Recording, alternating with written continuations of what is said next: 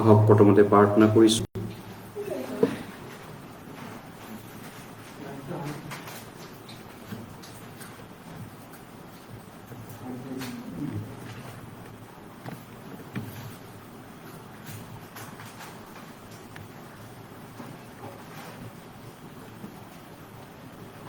জীৱন্ত আৰু সত্য ঈশ্বৰ, আমি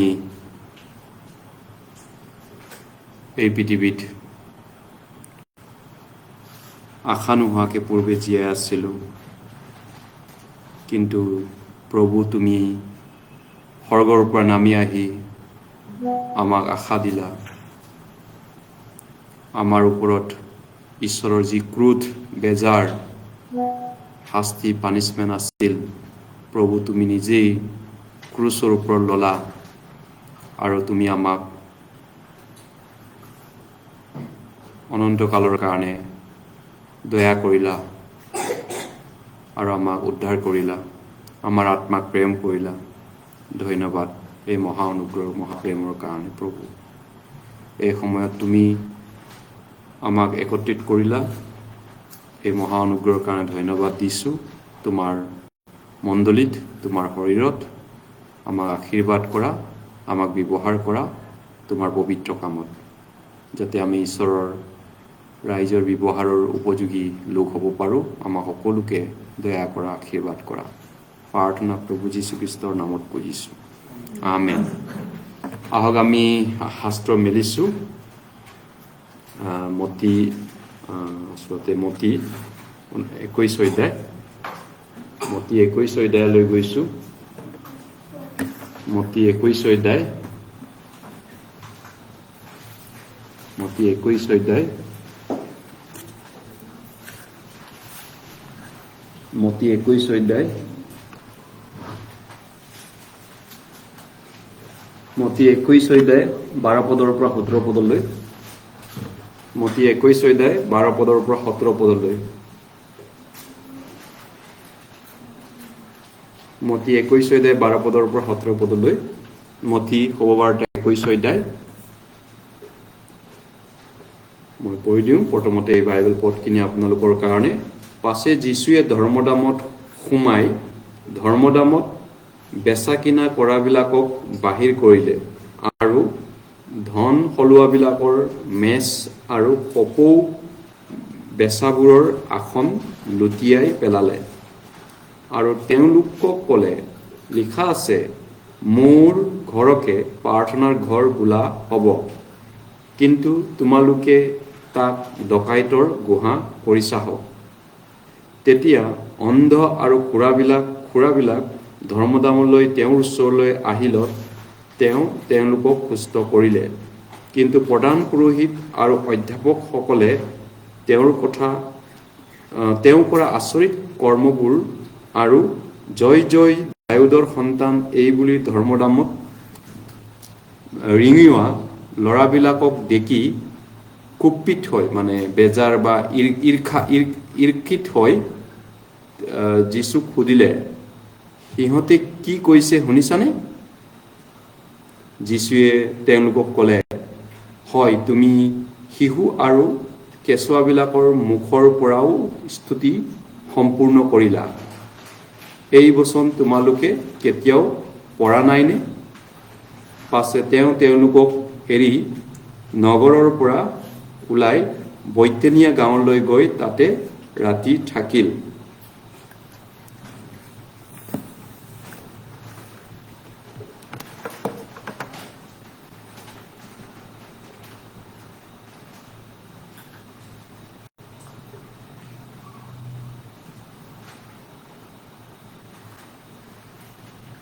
এই বাইবেল পদখিনি আচলতে যীশুৱে যিটো মতি 21 অধ্যায় ইয়াত যিখিনি আমি পাইছোঁ, এই বাইবেল পদখিনি পুৰণা নিয়মৰ এটা অংশৰ পৰা উদ্ধৃতি দিছে। যীশুৱে উদ্ধৃতি দিয়া এই পুৰণা নিয়মৰ যিটো অংশ, যে মোৰ পিতৃৰ ঘৰকে প্ৰাৰ্থনাৰ ঘৰ বোলা হ'ব, কিন্তু ইয়াক তোমালোকে ডকাইতৰ গুহা কৰিলা হওক।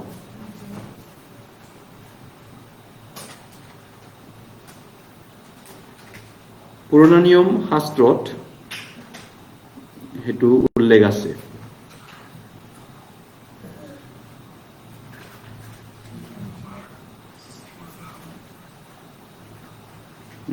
আমি যদি যিচয়া 56 অধ্যায়লৈ যদি যাওঁ তেতিয়া আমি যিশুৱে যিটো উল্লেখ কৰিছে মতি 21 অধ্যায়ত 17 পদৰ পৰা মোৰ ঘৰকে ইয়াত যিটো উল্লেখ কৰিছে এই পদখিনি তাৰ পৰা পুৰণা নিয়মৰ পৰা যিশুৱে উদ্ধৃতি দি ইয়ালৈ আনিছেগে। পুৰণা নিয়মৰ এটা বাক্য শাৰী যিটো নেকি ইয়াত 15-13 পদত কৈছে, আৰু তেওঁলোকক ক'লে লিখা আছে বুলি কৈছে। 13 পদত কৈছে, 13 পদত লিখা আছে। লিখা মানে পুৰণা নিয়মৰ কথা কৈছে। শাস্ত্ৰৰ পুৰণা নিয়ম, তেতিয়া নতুন নিয়মৰ কথা কোৱা নাই, নতুন নিয়ম লিখাই নাই। তেতিয়া এই কথাখিনি কওঁতে লিখা আছে, মোৰ ঘৰকে প্ৰাৰ্থনাৰ গড় বোলা হ'ব, কিন্তু তোমালোকে তাক ডকাইতৰ গুহা কৰিছা। মোৰ ঘৰকে প্ৰাৰ্থনাৰ গড় বোলা হ'ব। আমি পুৰণা নিয়মৰ শাস্ত্ৰটো চাওঁ, যিশুৱে 56 অধ্যায়টো চাওঁ। যিশুৱে 56 অধ্যায়লৈ গৈছো। যিশুৱে 56 অধ্যায় 6 পদ 7 পদ। যিশুৱে 56 অধ্যায় 7 পদ 56, আইজায়া 56, যিশুৱে 56 অধ্যায় 7 পদ।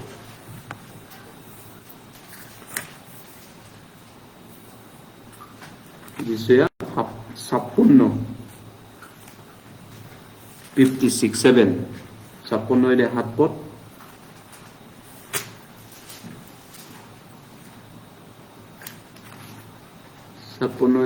পদ।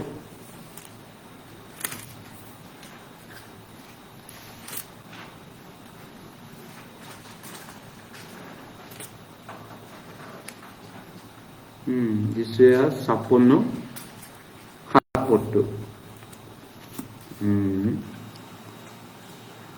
সেই সকলোকে মই নিজ পবিত্ৰ পৰ্বতলৈ আনিম আৰু মোৰ প্ৰাৰ্থনা গৃহত তেওঁবিলাকক আনন্দিত কৰিম। তেওঁবিলাকৰ হোম বলি আৰু আন বলিবোৰ মোৰ যজ্ঞবেদীৰ ওপৰত গ্ৰহণ কৰা হ'ব, কিয়নো মোৰ গৃহ সকলো জাতিৰ প্ৰাৰ্থনা গৃহ বুলি প্ৰখ্যাত হ'ব। এইখিনি আছিলে পুৰণা নিয়মত লিখা আছে বুলি কোৱা বাক্য শাৰী। গতিকে যীশুখ্ৰীষ্টই জানেনে আপোনালোকে যে মন্দিৰ তেওঁ চাফা কৰিছিল, নামঘৰ চাফা কৰিছিল, নামঘৰ পৰিষ্কাৰ কৰিছিল। এই নামঘৰ পৰিষ্কাৰ কৰাৰ কথাটো যোহন 2 অধ্যায়তো উল্লেখ আছে। যোহন 2 অধ্যায় মানে নতুন নিয়ম যিটো সহবাতৰি পুস্তক, আমি মতি 21 অধ্যায় যিটো পঢ়িলো, এই কথাখিনি যোহন 2 অধ্যায়তো নামঘৰ চাফা কৰাৰ কথাটো উল্লেখ আছে। যিবিলাক ধৰ্মাৱলম্বী লোকসকল আছিলে, সেই সময়ৰ যিহুদী ধৰ্মাৱলম্বী লোকসকলে ঈশ্বৰক সন্মান কৰিছিল তেওঁলোকৰ উঠেৰে। উঠ মানে জানেনে, উঠ দুখন যে আছে, হৃদয়ৰ পৰা নহয়, অন্তৰৰ পৰা নহয়, অকল মুখখনেৰে ঈশ্বৰ ঈশ্বৰ প্ৰভু প্ৰভু বুলি তেওঁলোকে সন্মান কৰিছিল। কাৰণ শাস্ত্ৰই কৈছে যিহুদী ধৰ্মাৱলম্বী লোকসকলে, কিন্তু তেওঁলোকৰ অন্তৰ ঈশ্বৰৰ পৰা দূৰত আছিল, বহুত দূৰ ঈশ্বৰৰ পৰা দূৰত আছিল। গতিকে তেওঁলোকে ঈশ্বৰক সেৱা কৰিছিল, ঈশ্বৰক আৰাধনা কৰিছিল শাৰীৰিক শৰীৰৰ লাভান্বিতৰ বাবে, লাভৰ উপায় বুলি ভাবিছিল। এই সংসাৰৰ শৰীৰৰ ভক্তিক লাভৰ উপায় বুলি যিহুদী ধৰ্মাৱলম্বী লোকসকলে ভাবি পিনি ঈশ্বৰক সেৱা কৰিছিল। তাৰমানে ঈশ্বৰক আৰাধনা কৰিলে, ঈশ্বৰক সেৱা কৰিলে এই জাগতিক পৃথিৱীত এই শৰীৰত বহুত লাভ পাম, বহুত কিবা কিবি পাম। সেই আশাৰেহে এই যিহুদী ধৰ্মাৱলম্বী লোকসকলে ঈশ্বৰক আৰাধনা কৰিছিল, ঈশ্বৰক সেৱা কৰিছিল। হয়, তেওঁলোকে এনেকুৱা লোক হয় যিসকলে ঈশ্বৰৰ মন্দিৰটো, এই যিহুদী ধৰ্মাৱলম্বী লোক এনেকুৱা লোক আছিলে যি লোকসকলে নেকি ঈশ্বৰৰ মন্দিৰটো ডকাইতৰ গুহালৈ ৰূপান্তৰ কৰিলে। ঈশ্বৰৰ মন্দিৰটো কোনে? যিহুদী ধৰ্মাৱলম্বী লোকসকলে। গতিকেলৈ সেই গতিকে তেওঁলোকক বিচাৰ আৰু দণ্ড দিয়াৰ উপযুক্ত তেওঁলোকক কাৰণ আছে। তেওঁলোক যোগ্য হয় ঈশ্বৰৰ পৰা পানিছমেণ্ট পোৱাৰ, এই যিহুদী ধৰ্মাৱলম্বী লোকসকল। গতিকেলৈ সেইকাৰণে ইতিহাসত যদি ইজৰাইলৰ ইতিহাস যদি আমি লুটিয়াই চাওঁ, হিষ্ট্ৰী অফ ইজৰাইল, যেতিয়া ইজৰাইল লোকসকলে ঈশ্বৰৰ মন্দিৰটো অহুচি কৰিছিল, লেতেৰা কৰিলে ঈশ্বৰৰ মন্দিৰ নামঘৰ অহুচি কৰি পেলালে, শেষলৈকে যেতিয়ালৈকে কৰিছিল তেতিয়ালৈকে আৰু যীচুক লাষ্টলৈকে তেওঁলোকে বৰ্জন কৰিলে। যীচু আহাৰলৈকে তেওঁলোকে ঈশ্বৰৰ মন্দিৰ অহুচি কৰি কৰি কৰি কৰি কৰি যীচু আহাৰলৈ সময়লৈকে তেওঁলোকে ঈশ্বৰৰ ইচ্ছাটো পালন নকৰিলে, ঈশ্বৰৰ ইচ্ছাৰ বিৰুদ্ধে গ'ল। গতিকেলৈ তেওঁলোক যীশুখ্ৰীষ্টক অস্বীকাৰ কৰা, বৰ্জন কৰাটো, যিজন যীচু ঈশ্বৰৰ মন্দিৰৰ নামঘৰটোৰ গৰাকী আছিল, শেষলৈকে সেই মন্দিৰৰ গৰাকী, ঈশ্বৰৰ মন্দিৰৰ গৰাকীক তেওঁলোকে বৰ্জন কৰিলে। গতিকে সেই গতিকেলৈ জেৰুচালেমৰ যি মন্দিৰ আছিলে, জেৰুচালেমৰ যিহুদী মন্দিৰ, সেইটো কমপ্লিটলি সম্পূৰ্ণৰূপে জুইত পৰি পিনি ৰোমান সম্ৰাট দিনত জুইত পুৰি ৰোমান সম্ৰাট আৰু ৰোমান সৈনিকে জুই মন্দিৰটো নামঘৰটো পুৰি পেলালে, জুই লগাই দিলে আৰু শাস্তি দিলে, পানিছমেণ্ট বিচাৰ কৰি শাস্তি দিলে। সেইটো আমি চাওঁ। মতি 23 গৈছোঁ, মতি 23 আকৌ এবাৰ গৈছোঁ। আচলতে আপুনি 21 গৈছিলোঁ, এতিয়া 23 গৈছোঁ। মতি 23 অধ্যায় শংকৰ ভাই পঢ়ি দিয়া 37 আৰু 38 পদ, 37 আৰু 38। মতি 23 অধ্যায় 37 আৰু 38। সেই ভাৱবাদীসকলক বধ কৰোঁতা আৰু তোমালৈ পঠোৱাবিলাকক শিল দলিয়াই মাৰোতা জেৰুচালেম কুকুৰা যেনেকৈ নিজৰ পোৱালীবোৰক দেউকাৰ তলত চপাই লয়, তেনেকৈ ময়ো তোমাৰ সন্তানবিলাকক কিমানবাৰ চপাবলৈ বিশ্বাস কৰিলোঁ, কিন্তু তুমি সন্মত নহলা। চোৱা, তোমাৰ ঘৰ নিজৰ হ'বলৈ তোমালৈ প্ৰত্যক্ত হৈ গৈছে। হয়, এইটো আছিলে যীশুৱে কোৱা বাক্য। মতি 23 অধ্যায় ইজৰাইলৰ মন্দিৰৰ ধ্বংসৰ বিষয়ে তেওঁ ভৱিষ্যতবাণী কৰি পিনি গৈছিল, আৰু সেই ভৱিষ্যতবাণী মৰ্মে ইয়াত যিহুদী ধৰ্মাৱলম্বী লোকসকলক যীশুৱে এইধৰণে কৈছে, হে ভাৱবাদীসকলক বধ কৰোঁতা, ভাৱবাদীসকলক হত্যা কৰোঁতা যিহুদী ধৰ্মাৱলম্বী লোকসকল, তোমালোকলৈ পঠোৱাবিলাকক শিল দলিয়াই মাৰোতা। ভাৱবাদীবিলাকক শিল দলিয়াই মাৰিছিলে যে যিহুদীবিলাকে। জেৰুচালেম কুকুৰাই যেনেকৈ নিজৰ পোৱালীবিলাকক দেউকাৰ তলত চপাই লয়, তেনেকৈ ময়ো তোমালোকৰ সন্তানবিলাকক কিমানবাৰ চপাবলৈ ইচ্ছা কৰিলে, কিন্তু তুমি সন্মত নহলা। সেইটো আছিলে যিহুদী ধৰ্মাৱলম্বী, ধৰ্মকৰ্ম কৰা, নামত মাত্ৰ ঈশ্বৰ বুলি উঠেৰে সন্মান কৰা ধৰ্মাৱলম্বী লোকবিলাকৰ অৱস্থাটো। গতিকে যীশুৱে কৈছে, মই কিমান তোমালোকক ভাল পাইছিলোঁ, কিমান মৰম কৰিছিলোঁ। আমি জিৰিমিয়ালৈ গৈছোঁ 7 অধ্যায়, জিৰিমিয়া 7 অধ্যায়।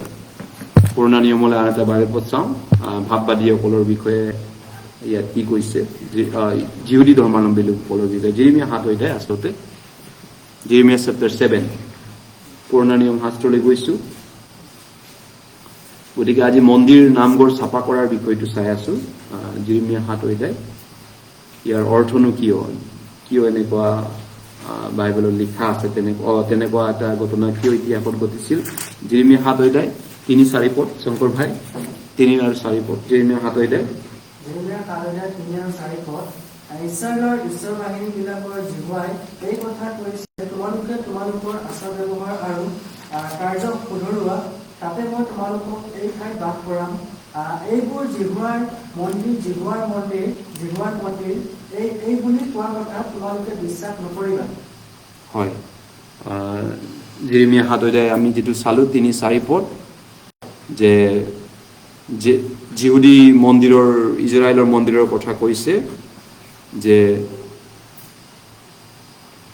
3 আৰু 4 পদ হয়নে ইজৰাইলৰ ঈশ্বৰ বাহিনীবিলাকৰ জিহুৱাই এই কথা কৈছে তোমালোকে তোমালোকৰ আচাৰ ব্যৱহাৰ আৰু কাৰ্য শুধৰোৱা কাৰেকশ্যন কৰা কৈছে নহয়নে শুধৰোৱা আচাৰ ব্যৱহাৰ আৰু কাৰ্য যিহুদীবিলাকক ঈশ্বৰে ভাৱবাদীৰ যোগেদি কৈছে কাৰেকশ্যন কৰা মেনাৰ আচাৰ ব্যৱহাৰ ঈশ্বৰৰ মানুহ হিচাপত তাতে মই তোমালোকক এই ঠাইত বাস কৰাম এইবোৰ জিহুৱাৰ মন্দিৰ এইটো জিহুৱাৰ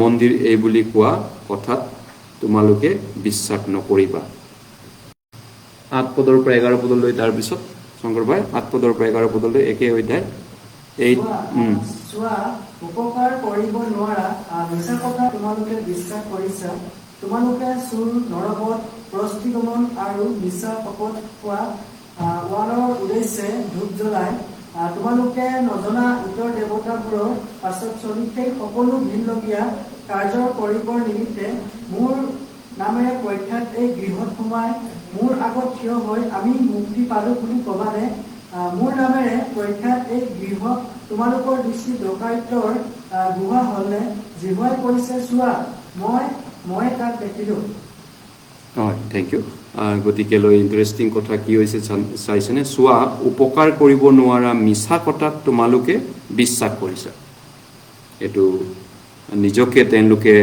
বিশ্বাস কৰিছিল আমি ঠিকে আছো আমি ভালে আছো এই ধৰণৰ আত্মবিশ্বাস তেওঁলোকৰ আছিল সেলফ কনফিডেন্স গতিকে তেওঁলোকৰ প্ৰকৃত জীৱনটো কেনেকুৱা আছিল এই যিহুদী ধৰ্মাৱলম্বী লোকসকল চুৰ নৰবধ পৰস্তিগমন মিছা শপত কোৱা মিছা কথা কোৱা মিছা শপত কোৱা বালৰ উদ্দেশ্যে ধূপ জ্বলাই বাল দেৱতাক পূজা কৰা ইতৰ দেৱতাবিলাকৰ পাছত চলি এই সকলো ঘিনলগীয়া কাৰ্য কৰিবৰ নিমিত্তে মোৰ নামেৰে প্ৰখ্যাত এই গৃহত সোমাই মোৰ আগত থিয় হৈ আমি মুক্তি পালো বুলি কবানে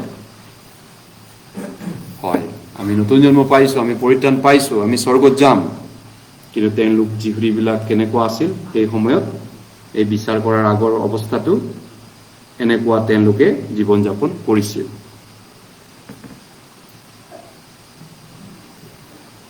এতিয়াৰ যুগটোত আমি যিটো বৰ্তমান যুগত আছো আমিও আচলতে মানুহৰ আত্মাক উদ্ধাৰ কৰিব নোৱাৰিম সত্য আমাৰ জীৱনত নাথাকিলে আমাৰ লগত যদি সত্য নাথাকে আমি মানুহৰ আত্মাক বচাব নোৱাৰিম আৰু ফালতু নীতি নিয়ম কৰি পিনি কাকো আমি এটা আত্মাও বচাব নোৱাৰিম অদৰকাৰী নীতি নিয়ম কৰি পিনি গতিকে লৈ একেই কথা আছিল ইজৰাইলৰ অতীতত পাষ্ট লাইফত আৰু একেই ঘটনা আমাৰ দিনতো একেই ঘটনা ইজৰাইলৰ জীৱনত ঈশ্বৰে যেনেকৈ কাম কৰে আমাৰ জীৱনতো একেই কাম কৰে গতিকে ইজৰাইলৰ মন যেনেকুৱা আছিল যিহুদীৰ মন আমাৰো তেনেকাই হয়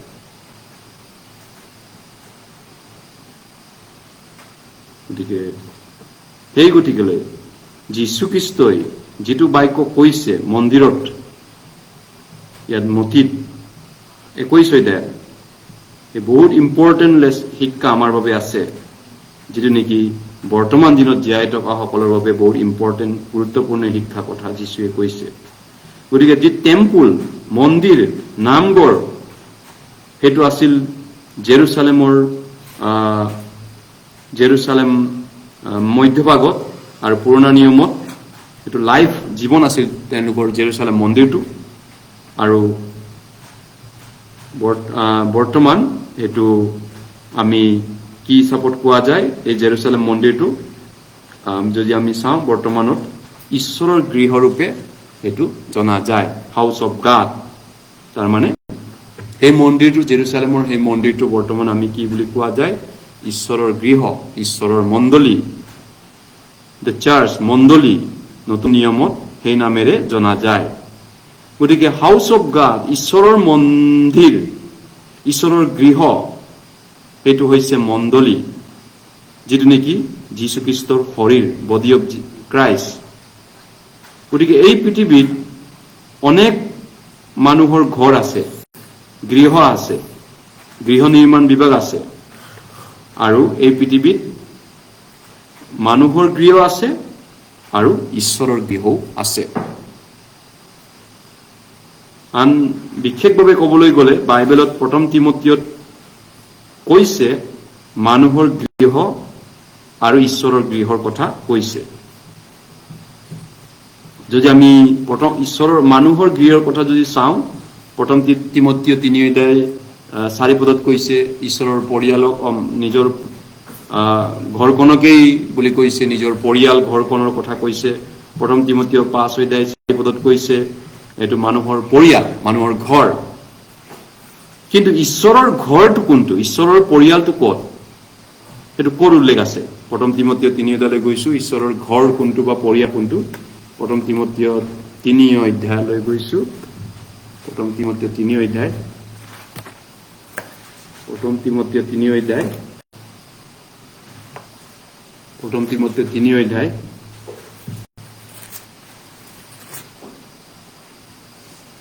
মানুহৰ পৰিয়াল, নিজৰ পৰিয়াল, নিজৰ ঘৰখন আৰু ঈশ্বৰৰ ঘৰ কোনটো হয়? 1 তিমথিয় 3 অধ্যায় ঈশ্বৰৰ ঘৰ কোনটো হয়? আমাৰ মানুহৰ ঘৰ, নিজৰ নিজৰ ঘৰ মানুহৰ থাকে, পৰিয়াল থাকে, ঈশ্বৰৰ ঘৰ কোনটো হয়? 1 তিমথিয় 3 অধ্যায় 15-16 পদ, 15 আৰু 16 পদ। 1 তিমথিয় 3:15 আৰু 16 পদ। তেন্তে সত্যতাৰ স্তম্ভ আৰু বৃদ্ধিমূল স্বৰূপ যি ঈশ্বৰৰ গৃহ, অৰ্থাৎ জীৱনময় ঈশ্বৰৰ মণ্ডলী, তাত তুমি কেনে আচাৰ ব্যৱহাৰ কৰিব লগা, তুমি তাকে জানিবৰ কাৰণে মই এইবোৰ কথা তোমালৈ লিখিছো।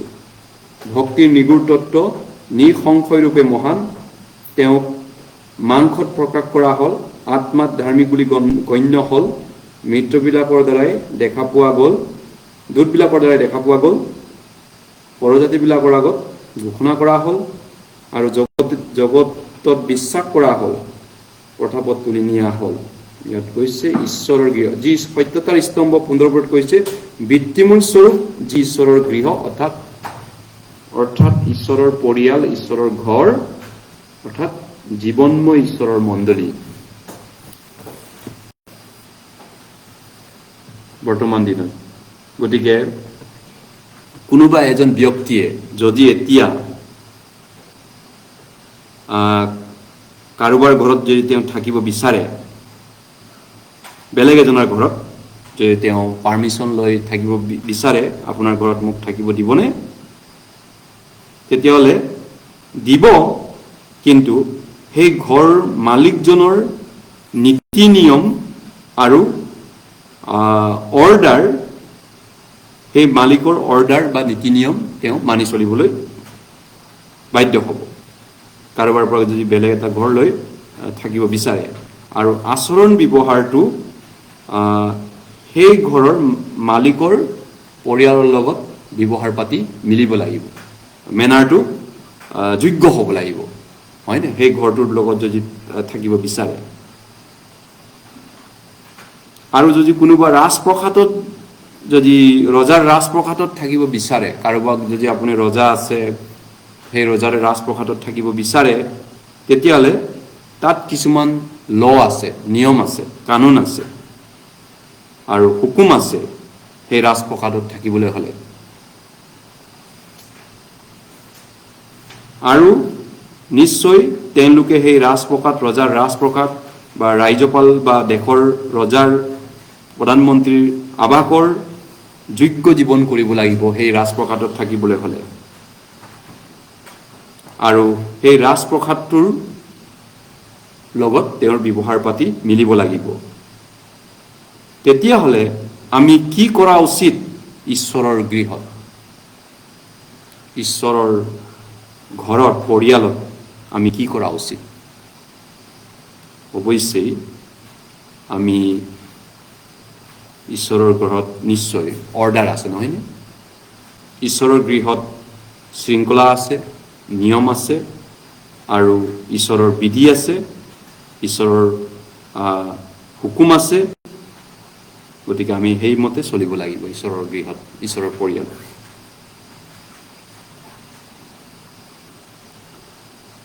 আমি যদি হিষ্টৰী যদি চাওঁ, হাউচ অফ গড ক'ৰ পৰা আহিল বাইবেলত, ঈশ্বৰৰ গৃহ ক'ৰ পৰা উৎপন্ন হ'ল। ইতিহাস যদি চাওঁ, ঈশ্বৰৰ ঘৰটো ক'ৰ পৰা আৰম্ভ হৈছিল। পুৰণা নিয়মলৈ আকৌ উভতি যাব লাগিব। ঈশ্বৰৰ ঘৰ ক'ত আৰম্ভ হৈছিল? বিচাৰকৰ্তা 18 অধ্যায়। বিচাৰকৰ্তা 18 অধ্যায়লৈ আমি গৈছোঁ। বিচাৰকৰ্তা 18 অধ্যায়। ঈশ্বৰৰ গৃহলৈ, ঈশ্বৰৰ গৃহ ক'ৰ পৰা উৎপন্ন হ'ল, কেনেকৈ সৃষ্টি হ'ল। বিচাৰকৰ্তা 18 অধ্যায়, Judges 18, বিচাৰকৰ্তা 18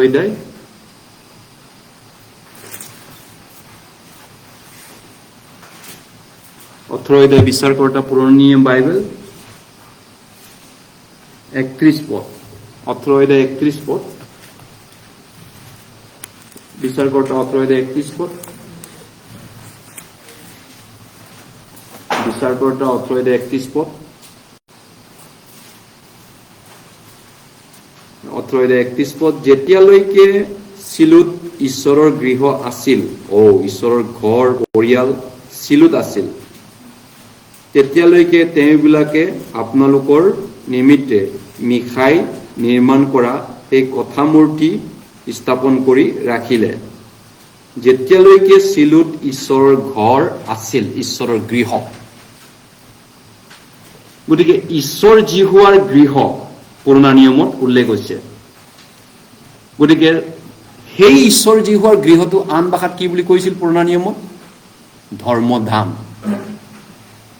ধৰ্মধাম, টাবাৰনেকেল। সাক্ষাৎ কৰা তম্বু বুলিও আপোনালোকে পুৰণা নিয়ম বাইবেল পঢ়িলে কেতিয়াবা এনেকুৱা শব্দও পাব, সাক্ষাৎ কৰা তম্বু বুলি ক'ব ইজৰাইলে। ঈশ্বৰৰ লগত সাক্ষাৎ কৰা তম্বুটো, পেণ্ডেলটো, সেইটো ঈশ্বৰৰ গৃহ বুলি বাইবেলত উল্লেখ আছে। গতিকে একেটা বিষয়টোকে ঈশ্বৰৰ গৃহ বুলিও কয়, সাক্ষাৎ কৰা তম্বু বুলিও কয়, ধৰ্মদান বুলিও কয়। কনফিউজ হ'ব নালাগে, নহয়নে? একেটাই হয়, ঈশ্বৰৰ গৃহ, হাউচ অফ গড হয়। আৰু এইটো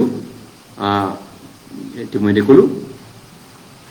আমি যদি আন এটা যদি তেনেকুৱা উদাহৰণ চাম, হান্নাই প্ৰত্যেক বছৰে বছৰে ঈশ্বৰৰ গৃহলৈ, ঈশ্বৰৰ সাক্ষাৎ কৰা তম্বুলৈ উঠি গৈছিল।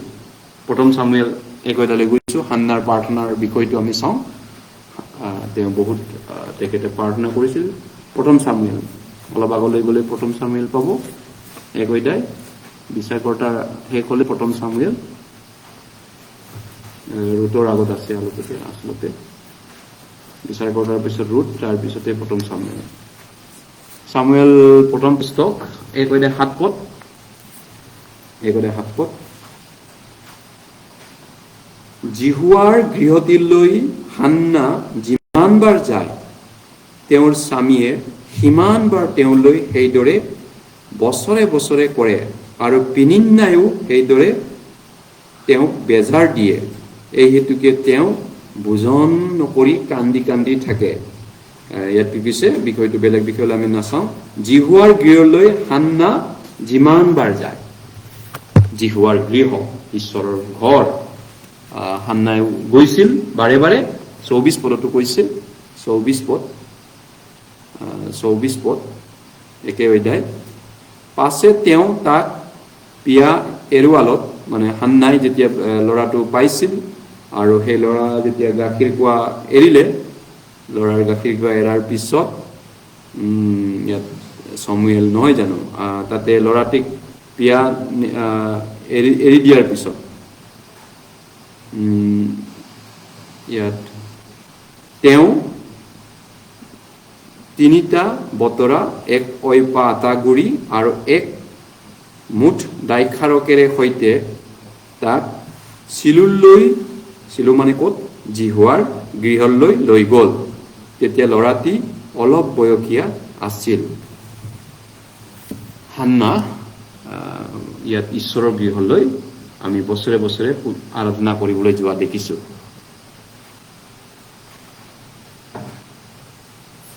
গতিকে ঈশ্বৰৰ গৃহ, পুৰণা নিয়মৰ এই ঈশ্বৰৰ গৃহ বৰ্তমান আমাৰ দিনত ঈশ্বৰৰ গৃহ আৰু সেইটো হৈছে মণ্ডলীটো গতিকে পুৰণা নিয়মৰ যিটো ঈশ্বৰৰ গৃহ হান্নাই প্ৰাৰ্থনা কৰিবলৈ গৈছিল জেৰুজালেমত আছিল সেইটো কোনটো হয় বৰ্তমান মণ্ডলীটো মণ্ডলী প্ৰথম কৰিন্থিয়া 3 অধ্যায় চাৰ্চ মণ্ডলীটো হয় বৰ্তমান প্ৰথম কৰিন্থিয়া 3 অধ্যায় 1 Corinthians chapter 3 9 পদ প্ৰথম কৰিন্থিয়া 3 অধ্যায় 9 পদ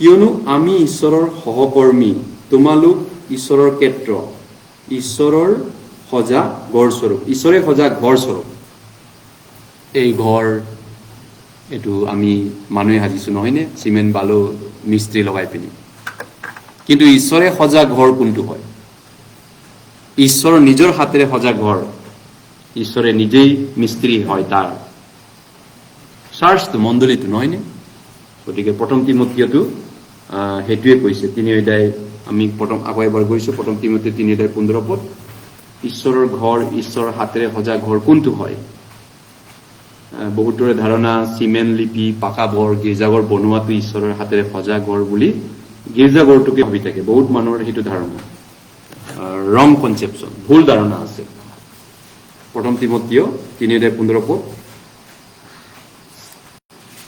মণ্ডলী বুলি ক'লে তেওঁলোকে গীৰ্জাঘৰ বাঁহৰ চিমেণ্ট লিপা সেই ঘৰটোক বুলি ভাবে গীৰ্জাঘৰটোক মণ্ডলী বুলি ভাবে গীৰ্জাঘৰটো বেলেগ বিষয় মণ্ডলীটো বেলেগ বিষয় সম্পূৰ্ণ সেপাৰেট বিষয় চাৰ্চ বিল্ডিংটো ডিফাৰেণ্ট বিষয় চাৰ্চটো বেলেগ বিষয় মণ্ডলী বেলেগ বিষয় গীৰ্জাঘৰ বেলেগ বিষয় তেন্তে সত্যতাৰ স্তম্ভ আৰু ভিত্তিমূল স্বৰূপ যি ঈশ্বৰৰ গৃহ 15 পদত কৈছে অৰ্থাৎ জীৱনময় ঈশ্বৰৰ মণ্ডলী এই মণ্ডলীটো কোনটো হয় জীৱনময় ঈশ্বৰৰ মণ্ডলী ঈশ্বৰৰ হাতেৰে সজা হয় মণ্ডলীটো তাত তুমি কেনে আচাৰ ব্যৱহাৰ কৰিব লগা তুমি তাকে জানিবৰ কাৰণে মই এইবোৰ কথা তোমালৈ লিখিছো পৌলে তিমথিয়ক মোৰাইছে প্ৰথম পিতৰটো চাওঁ প্ৰথম পিতৰ 4 অধ্যায় 17 পদ ঈশ্বৰৰ অনুগ্ৰহ ভৰপূৰ ৰূপে আছে আৰু ঈশ্বৰৰ গৌৰৱ মহিমান্বিত হয় ঈশ্বৰৰ মণ্ডলীত নহয়নে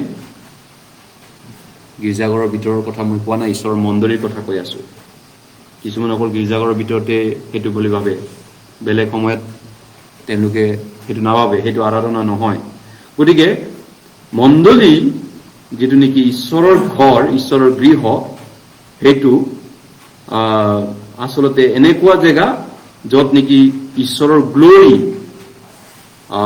ভৰপূৰ ৰূপে মণ্ডলীত ঈশ্বৰে প্ৰকাশ কৰে ঈশ্বৰে নিজৰ মৰ্যাদা গৌৰৱ মণ্ডলীত ঈশ্বৰে মহান ৰূপে দেখুৱাইছে তেওঁৰ মণ্ডলীত তেওঁৰ গৃহ গ্লোৰি গতিকে মানুহজনে প্ৰথমতে ঈশ্বৰৰ গৃহৰ পৰিয়াল হ'ব লাগিব তেওঁ প্ৰথমতে গতিকে আমি এজন ব্যক্তিয়ে ঈশ্বৰৰ গৃহৰ তেওঁ সদস্য হ'ব লাগিব ফাৰ্ষ্ট কেনেকৈ এই ঈশ্বৰৰ পৰিয়ালটোত ব্যৱহাৰ কৰিব আচৰণ কৰিব সেইটোৰ আগতে ফাৰ্ষ্টটো হৈছে তেওঁ নতুন জন্ম লোৱাটো কেনেকৈ ব্যৱহাৰ কৰিম কেনেকৈ কি কৰিম কি নকৰিম এই ধৰণৰ মানে বিভিন্ন নীতি নিয়ম উঠা বহা ধৰ্ম পদ্ধতি শিকাৰ আগতে ঈশ্বৰৰ গৃহৰ সদস্য হ'বলৈ হ'লে নতুনকৈ জন্ম ল'ব লাগিব ফাৰ্ষ্টত নতুন জন্ম হ'ব লাগিব যেতিয়া এজন ব্যক্তিয়ে বৰ্ণ এগেইন নতুন জন্ম হয় তেওঁ তেতিয়া ঈশ্বৰৰ পৰিয়ালটিৰ তেওঁ সদস্য হয় ঈশ্বৰৰ গৃহৰ সদস্য হয় তেওঁ ঈশ্বৰৰ গৃহৰ তেওঁ মেম্বাৰ হয় আৰু তেওঁ ঈশ্বৰৰ লোক হয় ঈশ্বৰৰ সম্পদ হয় ইফিছিয়া 2 অধ্যায় 19 পদ ইফিছিয়া 2 অধ্যায় 19 পদ ইফিছিয়া 2 অধ্যায় 19 পদ আহক আমি একেলগে পঢ়িছো ইফিছিয়া 2 অধ্যায় 19 পদ ইফিছিয়া 2 অধ্যায় 19 পদ 19 পদ একেলগে পঢ়ো এতেকে তোমালোক এতিয়াৰ পৰা অতিথি আৰু প্ৰবাসী নোহোৱা কিন্তু পবিত্ৰ লোকৰ সহভাগী আৰু ঈশ্বৰৰ পৰিয়াল স্বৰূপ হৈছা। ঈশ্বৰৰ পৰিয়াল মানে ঈশ্বৰৰ গৃহ, ঈশ্বৰৰ মণ্ডলী একেটাই, নহয়নে? গতিকে এজন ব্যক্তিয়ে নতুন জন্ম যেতিয়া পাব, তেওঁ নতুন জন্ম পোৱাৰ পিছত ঈশ্বৰৰ গৃহৰ পৰিয়ালৰ সদস্য হয়। আৰু ঈশ্বৰৰ গৃহটোৰ তেওঁ সদস্য হোৱাৰ পিছত তেতিয়াহ'লে তেওঁ কিছুমান নিৰ্দিষ্ট তেওঁ আচৰণ ব্যৱহাৰ জানিব লাগিব, যিটো নেকি ঈশ্বৰৰ গৃহৰ সদস্য হিচাপত তেওঁ কিছুমান নিৰ্দিষ্ট ব্যৱহাৰ আচৰণ জানিব লাগিব। প্ৰথমতে তেওঁ কি জানিব লাগিব?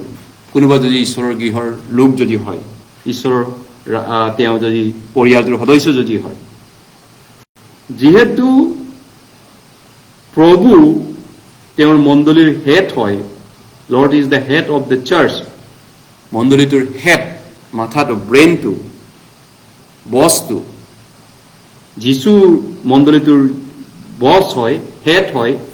গতিকে আমি এনেকুৱা এটা জীৱন কৰিব লাগিব যাতে আমি তেওঁক সন্মান কৰোঁ আৰু তেওঁক আমি ওপৰলৈ তোলোঁ, তেওঁক গৌৰৱান্বিত কৰোঁ, তেওঁক সন্মান কৰোঁ, কেৱল অকল তেওঁকে। গতিকে আমি নিশ্চয় তেওঁক ওপৰলৈ তোলা উচিত আৰু তেওঁক সন্মান আৰু মৰ্যাদাৰে আমাৰ অন্তৰৰ পৰা উপচাই দিয়া উচিত, যিজন আমাৰ বছ, আমাৰ ব্ৰেইন হয় মণ্ডলীটোৰ। প্ৰথমতে এইটো আমাৰ ডিউটি। ইয়াৰ অৰ্থটো হৈছে আমি আমাৰ অন্তৰ, হৃদয় সকলো ঈশ্বৰক দিব লাগিব। ইটো পুতেক 23 অধ্যায়ত কৈছে 26 পদত আমাৰ হৃদয় ঈশ্বৰক দিবলৈ কৈছে। ইটো পুতেক 23 অধ্যায় 26 পদ। আহক আমি ইটো পুতেক 23 অধ্যায় 26 পদ। আমি অকল গীৰ্জাত বহিবলৈ আহিলে নহ'ব, আমাৰ মন ক'বাত থৈ পিনি। মন ক'বাত আছে, মানুহটো দেহাটো এনে আহিছে। এনেকাও হয় ইজৰাইলৰ ক্ষেত্ৰত, যিহুদীৰ ক্ষেত্ৰত। কিন্তু ঈশ্বৰে সেইটোতকৈ আমাৰ হৃদয়টো বিচাৰিছে। ইটো পুতেক 23:26। কিছুমান মানুহ চাৰ্চত বহি থাকে কিন্তু অন্তৰ ক'বাত থাকে। ঈশ্বৰে দেহাটোকৈ আমাৰ অন্তৰটো ফাৰ্ষ্ট বিচাৰিছে। 23 অধ্যায় 26 পদ আমি একেলগে পঢ়িছো। হে মোৰ বোপা, তোমাৰ হৃদয় মোক দিয়া আৰু তোমাৰ চকু মোৰ পদবোৰত সন্তুষ্ট হওক। তোমাৰ অন্তৰখন মোক দিয়া কৈছে। গতিকে ঈশ্বৰৰ গৃহৰ যদি লোক হয়, আমি প্ৰথমতে আমাৰ হৃদয় ঈশ্বৰক দিব লাগিব। দ্বিতীয়তে আমি ঈশ্বৰৰ গৃহৰ লোক হলে, যিহেতু ঈশ্বৰ প্ৰভু যীশু হেড হয়, তেওঁ মালিক হয়, গতিকে আমি মালিকৰ বাধ্যতা, নহয় জানো, মালিকৰ বাধ্যতা আৰু মালিকৰ আমাৰ যি ব্ৰেইন হেডটোৰ মুৰব্বীটোৰ আমি অবিডিয়েঞ্চ আৰু সাবমিছিভ জীৱন কৰিব লাগিব। আমাৰ হেডটো যীশুখ্ৰীষ্টৰ বাধ্যতা আৰু বশীভূত জীৱন, ঈশ্বৰৰ পৰিয়ালৰ সদস্যবিলাক। গতিকে মণ্ডলী সকলোতকৈ ওপৰত আছে। মণ্ডলীটো সকলোতকৈ ওপৰত, ব্যক্তিতকৈ ওপৰত আছে। এজন বা কোনোবা ব্যক্তিতকৈ মণ্ডলী ওপৰত আছে। আৰু হেড, যিটো নেকি মণ্ডলীৰ হেডটো প্ৰভু হয়, মুৰব্বীটো। গতিকে আমি নিশ্চয় তেওঁৰ বাধ্য আৰু তেওঁৰ বশীভূত জীৱন কৰিব লাগিব। তেওঁৰ বাধ্যতা আৰু তেওঁৰ প্ৰভুৰ ইচ্ছা বশীভূত হ'ব লাগিব। ইফিছিয়া 5 অধ্যায়, ইফিছিয়া 5 অধ্যায়, ইফিছিয়া 5 অধ্যায়, ইফিছিয়া 5 অধ্যায়, ইফিছিয়া 5 অধ্যায় 22 পদ। ইফিছিয়া 5 অধ্যায় 22।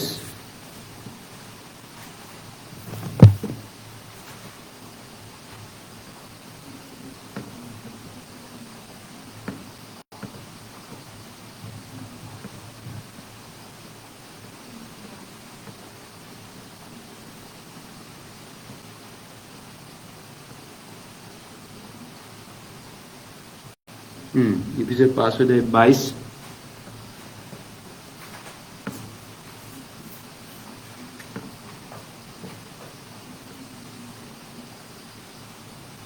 বাসুদেৱ 22 পদ বাসুদেৱ 22 পদ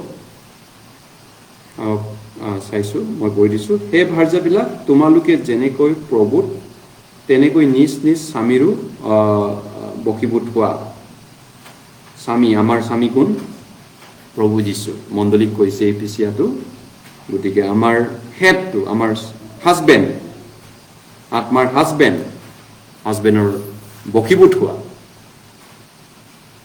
সেইটো কৈছে সাবমিছিভ হোৱা 24 পদ মণ্ডলীক কৈছে এইটো 24 পদ কিন্তু মণ্ডলী যেনেকৈ খ্ৰীষ্টৰ বশীভূত মণ্ডলীটো খ্ৰীষ্টৰ সাবমিছিভ বশীভূত এইটো কৈছে মণ্ডলী খ্ৰীষ্টৰ বশীভূত হ'ব বুলি কৈছে গতিকে আমি এই ঈশ্বৰৰ গৃহৰ সদস্য হ'বলৈ হ'লে সদস্য হোৱাৰ পিছত আমি সেই ৰাজপ্ৰসাদটোৰ পৰিয়ালটোৰ সেই ৰাজপ্ৰসাদৰ খানদানৰ উপযুক্ত ঈশ্বৰৰ গৃহৰ আচৰণ ব্যৱহাৰটো তাৰ পিছত আহি যাব ইপিচিয়া 4 অধ্যায় 1 পদৰ পৰা 3 পদলৈ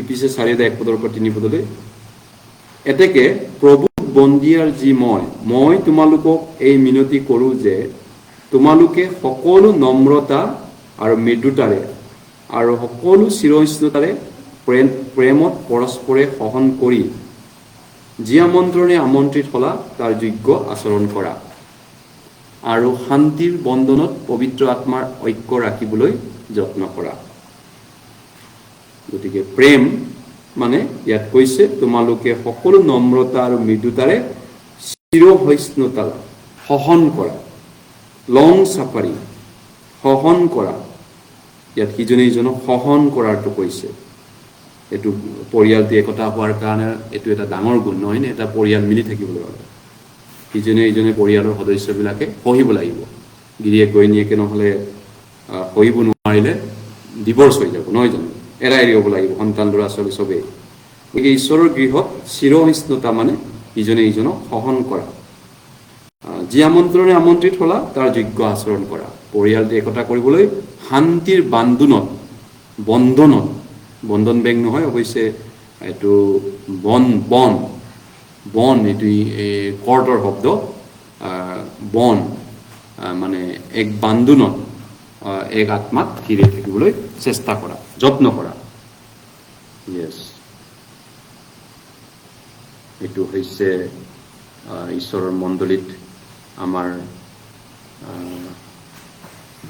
যিটো আচৰণ ব্যৱহাৰ মনত ৰাখিবলগীয়া শেষত ফিলিপিয়া 1 অধ্যায়লৈ গৈছোঁ মই বাইবেল পঢ়োঁতে চাওঁ ফিলিপিয়া 1 অধ্যায় 27 পদ ফিলিপিয়া 1 অধ্যায় 27 পদ Philippians chapter 1 verse 27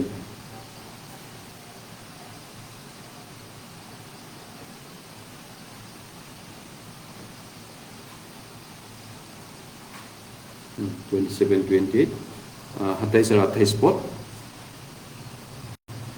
তোমালোকে বিৰোধীবিলাকৰ 27 আৰু 28 পদ মই যদি তোমালোকক চাবলৈ যাওঁ নাইবা অনুপস্থিত থাকোঁ তেনে তোমালোকে যে এক আত্মাৰে থিৰ হৈ আছা এক আত্মা পবিত্ৰ আত্মা এক আত্মাৰে থিৰ হৈ আছা আৰু এক মনেৰে সৌবাৰ্তাৰ সম্বন্ধীয় বিশ্বাসৰ পক্ষে প্ৰাণপণ কৰিছা তোমালোকৰ সেই বিষয়ে যেন শুনিবলৈ পাম এইকাৰণে তোমালোকে খ্ৰীষ্টৰ সৌবাৰ্তাৰ যোগ্য আচৰণ কৰা এই মাত্ৰ মোৰ নিবেদন তোমালোকে বিৰোধীবিলাকৰ কাৰণে কোনো বিষয়তে ত্ৰাগযুক্ত নহবা সেয়ে তেওঁবিলাকৰ অৰ্থে বিনাশৰ কিন্তু তোমালোকৰ অৰ্থে ঈশ্বৰৰ পৰাই পৰিত্ৰাণৰ প্ৰমাণ হয় গতিকে পৰিয়াল ঈশ্বৰৰ গৃহ ইয়াত কৈছে এক আত্মাৰে থিৰ হৈ আছা কৈছে এইটো হৈছে পৰিয়ালটিৰ একতাৰ বা পৰিয়ালটিৰ একতা থকাটো এটা ঈশ্বৰৰ মণ্ডলীটোৰ কথাটো কৈছে যেনেকৈ ঘৰ এটা পৰিয়ালটো যদি আমি চাওঁ ঘৰখন কেনেকৈ চলে ল'ৰা ছোৱালী হাজবেণ্ড ৱাইফ হেল্প কৰে ইজনে ইজনক মৰম কৰে সহন কৰে ক্ষমা কৰে প্ৰেম কৰে আৰু সহযোগ কৰে কোঅপাৰেশ্যন কৰে নহয়নে এটা পৰিয়াল চলিবলৈ হ'লে ঠিক তেনেকৈ মানুহৰ পৰিয়াল তেনেকৈ চলে নহয়নে ঈশ্বৰৰ পৰিয়ালটো কেনেকুৱা তেনেহ'লে তাতকৈ বেছি ওপৰত হয়নে ঈশ্বৰৰ পৰিয়ালটো সকলোতকৈ ওপৰত আছে মণ্ডলীটো সকলোতকৈ ওপৰত ব্যক্তিত্বতকৈ বহুত ওপৰত আছে ঈশ্বৰৰ মণ্ডলীটো নহয় জানো হয় গতিকে আজি আমি শিকিলোঁ এইখিনিলৈ আমি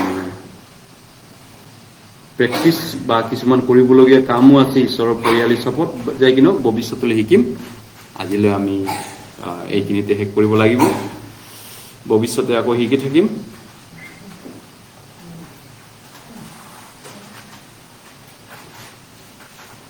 আহক প্ৰাৰ্থনা কৰিছোঁ দয়ালু মৰমীয়াল পিতৃ তোমাৰ অনুগ্ৰহ আৰু মৰম আমি পোৱালোক হয় পূৰ্বে আমি এই সংসাৰৰ পাপীবিলাকৰ দৰে আমিও পাপী লোক আছিলোঁ দণ্ড পাবলগীয়া অনন্তকাল ধ্বংস হ'বলগীয়া দণ্ড পাবলগীয়া লোক আছিলোঁ প্ৰভু তোমাক ধন্যবাদ দিছোঁ তোমাৰ অনুগ্ৰহ দয়াৰ কাৰণে আজি আমি এই অনন্ত দণ্ডৰ পৰা ৰক্ষা পালোঁ আমি তোমাৰ সন্তানৰ কোনো যোগ্যতা এটাও নাই আমি কোনো উপযুক্ত লোক এজনো নাই এই পৃথিৱীত কেৱল তোমাৰ অনুগ্ৰহ আৰু দয়াৰ কাৰণেহে আমি এই সন্মান মৰ্যাদা গৌৰৱ আমি মণ্ডলীত প্ৰভুৰ মণ্ডলীত আমি সোমাব পাৰিছোঁ প্ৰভু আমাক আশীৰ্বাদ কৰা তোমাৰ যি গৃহ ঈশ্বৰৰ মণ্ডলীৰ বিষয়ে যেন আমি আৰু অধিককৈ জানিব পাৰোঁ বুজিব পাৰোঁ আৰু ঈশ্বৰৰ গৃহত আমি কৰণীয় কামবিলাক কৰিব পাৰোঁ পৰিয়াল হিচাপত ঈশ্বৰৰ পৰিয়ালটোত আমাক সহায় কৰা আমাক অধিককৈ আশীৰ্বাদ কৰা যাতে আমি তোমাৰ গৌৰৱৰ কাৰণে জীয়াই থাকিব পাৰোঁ কেৱল তোমাক গৌৰৱ কৰিব পাৰোঁ ঈশ্বৰৰ গৃহত ঈশ্বৰৰ মণ্ডলীত প্ৰাৰ্থনা প্ৰভু যীশুৰ নামত কৰিছোঁ ঠিক আছে ধন্যবাদ সকলোকে ঈশ্বৰে মংগল কৰক